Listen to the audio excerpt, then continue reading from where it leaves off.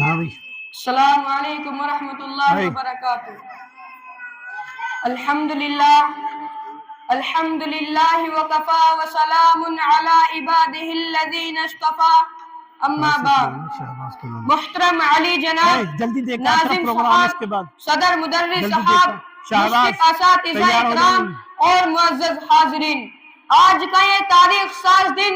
جس کو جشن جمہوریت کے طور پر ہر سال پورے ملک میں منایا جاتا ہے، یہ ہم ہندوستانیوں کے لیے قومی تہوار کا دن ہے۔ آج سے تقریباً 76 سال پہلے 15 اگست سن 1947 کو ہمارا ملک انگریزوں کے چنگل سے آزاد ہوا۔ انگریز یہ ملک چھوڑ کر چلے گئے، لیکن چونکہ ابھی ہندوستان کا کوئی آئین مرتب نہیں ہوا تھا، اس لیے آزادی کے بعد بھی کچھ دنوں تک انگریزوں کے آئین کے مطابق ہی ملک کا نظام چلتا رہا۔ لیکن جلد ہی اس وقت کے جو ہمارے عظیم قومی رہنما تھے، ان لوگوں نے آپسی صلح و مشورے سے ڈاکٹر بھیم راؤ امبیڈکر کی قیادت میں ایک قانون ساز کمیٹی بنائی، اور اس کمیٹی نے 2 سال 11 مہینے کی انتہائی کوشش کے بعد قانون ہند مرتب کیا، اور 26 جنوری 1950 عیسوی کو اس قانون کی ایک کاپی پارلیمنٹ، قانون ساز اسمبلی اور عدلیہ کو سونپ دی گئی کہ اب ملک کا نظام اسی آئین کے مطابق چلے گا۔ ہمارا یہ ملک مختلف مذاہب اور مختلف قوموں کا گہوارہ ہے، یہاں ہر قسم کے لوگ بستے ہیں اور ہر مذہب کے ماننے والے یہاں موجود ہیں، اس لیے دستور ہند میں تمام مذاہب اور تمام قوموں کی رعایت کی گئی ہے۔ آئین کی پہلی دفعہ یہ بنائی گئی کہ ہندوستان ایک سیکولر اور جمہوری ملک ہے، یعنی ہندوستان کا کوئی سرکاری مذہب نہیں ہے، بلکہ اس ملک میں ہر مذہب کے ماننے والوں کے لیے مکمل آزادی ہے کہ یہاں کا ہر باشندہ اپنے مذہب پر آزادی سے عمل کرتے ہوئے زندگی گزار سکتا ہے۔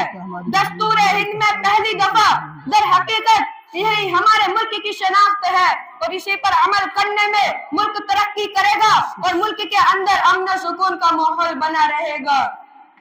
محترم حضرات، 15 اگست سن 1947 میں جب ملک ہندوستان انگریزوں کے چنگل سے آزاد ہوا تو دستور ساز اسمبلی نے قانون سازی کے لیے ایک ڈرافٹنگ کمیٹی تشکیل دی، جس کا سربراہ ڈاکٹر بھیم راؤ امبیڈکر بنائے گئے۔ اس کے ذریعے 2 سال 11 مہینے اور 18 دن میں 26 نومبر 1949 عیسوی کو بن کر تیار ہوا، اور اس کا نفاذ 2 مہینے کے بعد 26 جنوری 1950 عیسوی کو عمل میں آیا۔ آئین کے نفاذ کا دن چونکہ اہمیت کا حامل ہے، اسی مناسبت سے 26 جنوری کو ملک بھر میں یوم جمہوریہ کے طور پر منایا جاتا ہے۔ میں اپنی بات اس شعر کے ساتھ ختم کرنا چاہتا ہوں کہ جو دنیا کو دکھائی دے اسے کہتے ہیں خاموشی، کہ جو دنیا کو دکھائی دے اسے کہتے ہیں خاموشی، جو آنکھوں سے دکھائی دے اسے طوفان کہتے ہیں۔ ہم اپنی جان کے دشمن کو بھی اپنی جان کہتے ہیں، ہم اپنی جان کے دشمن کو بھی اپنی جان کہتے ہیں، محبت کی اسی مٹی کو ہندوستان کہتے ہیں۔ السلام علیکم۔